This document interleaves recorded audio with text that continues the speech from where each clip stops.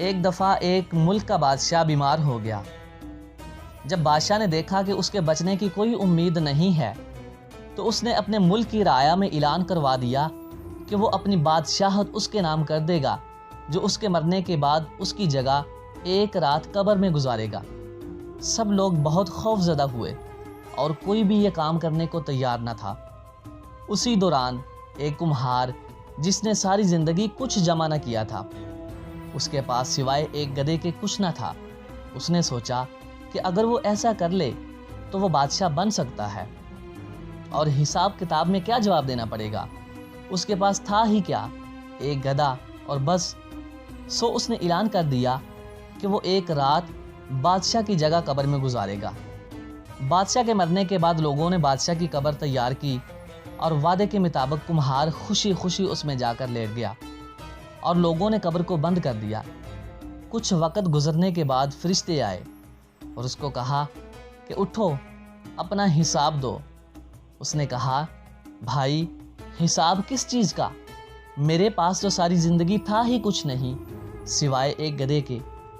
فرشتے اس کا جواب سن کر جانے لگے، لیکن پھر ایک دم رکے اور بولے، ذرا اس کا نامہ اعمال تو کھول کر دیکھیں، اس میں کیا ہے؟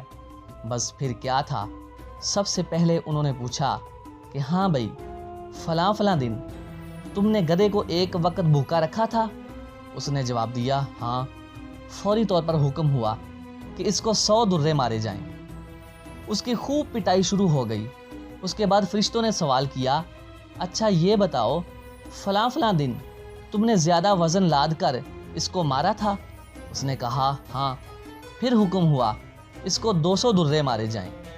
پھر مار پڑنا شروع ہو گئی، غرض صبح تک اس کو مار پڑتی ہی رہی۔ صبح سب لوگ اکٹھے ہوئے اور قبر کشائی کی تاکہ اپنے نئے بادشاہ کا استقبال کر سکیں۔ جیسے ہی انہوں نے قبر کھولی تو اس کمہار نے باہر نکل کر دوڑ لگا دی۔ لوگوں نے پوچھا، بادشاہ سلامت، کدھر جا رہے ہیں؟ تو اس نے جواب دیا، او بھائیو، پوری رات میں ایک گدھے کا حساب نہیں دے سکا تو پوری رعایا اور مملکت کا حساب کون دیتا پھرے گا؟ کبھی سوچا ہے کہ ہم نے بھی حساب دینا ہے اور پتہ نہیں کس کس چیز کا حساب دینا پڑے گا جو شاید ہمیں یاد بھی نہیں ہے۔ اللہ تعالیٰ سے دعا ہے کہ اے ہمارے پروردگار، اے غفور الرحیم، ہمیں ایسا بنا دے کہ ہم تجھے پسند آ جائیں۔ اے اللہ، ہمیں ایسا بنا دے کہ ہم تیرے محبوب کو پسند آ جائیں۔ آمین یا رب العالمین۔